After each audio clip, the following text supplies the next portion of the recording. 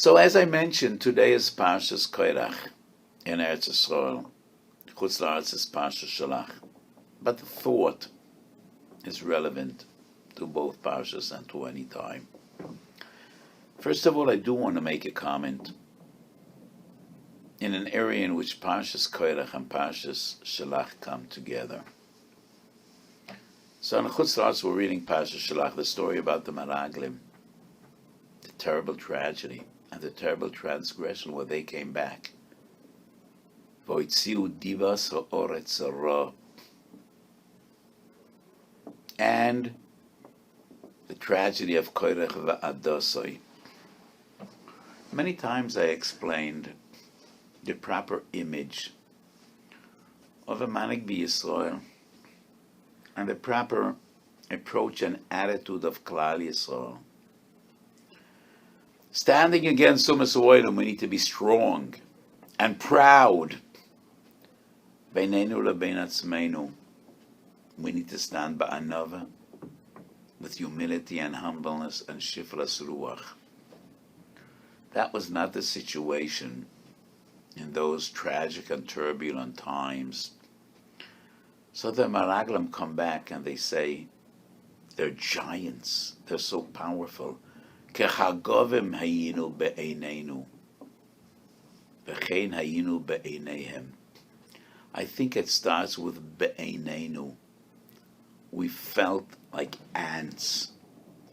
If you feel like ants, people will see you as ants.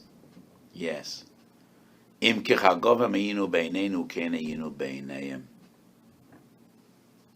But when Korach puts up a fight against Moshe v'Aharon, he didn't seem to feel like an ant. No.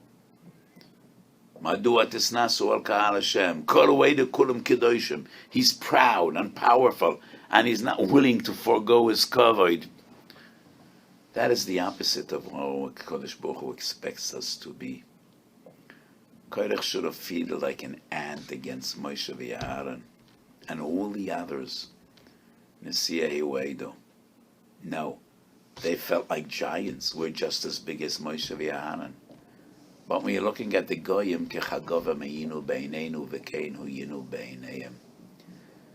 So this is where Parshas Shelach and Parshas Korach come together.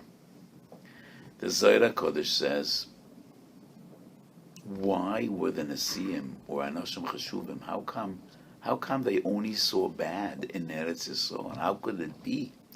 Kodesh Baruch Hu promised this land. It's the promised land. It's Eretz Avoseinu. How could they see bad? So the Zohar says they were prejudiced. They knew that in Eretz Yisrael, new Nesiim will be chosen, and they will lose their stature. They will lose their kavod. They will lose their social status. And that is why they just couldn't see anything good about Eretz Yisrael, which comes to teach how much kavod could distort one's mind.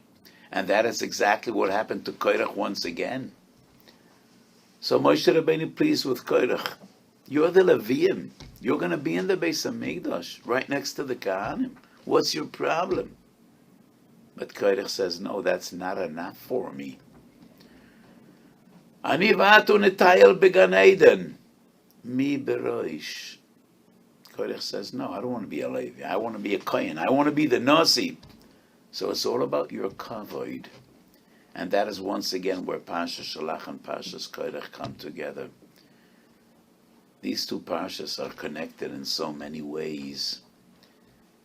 And it shows the tragedy of Machloikis, the tragedy of Radifas HaKavod, and how distorted their minds and attitudes were at the time.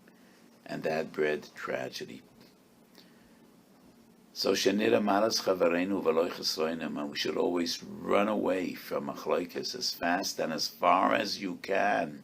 And we should always be Zoichel Yois Talmidei Chachamim Amar M'Sholem B'Yolam.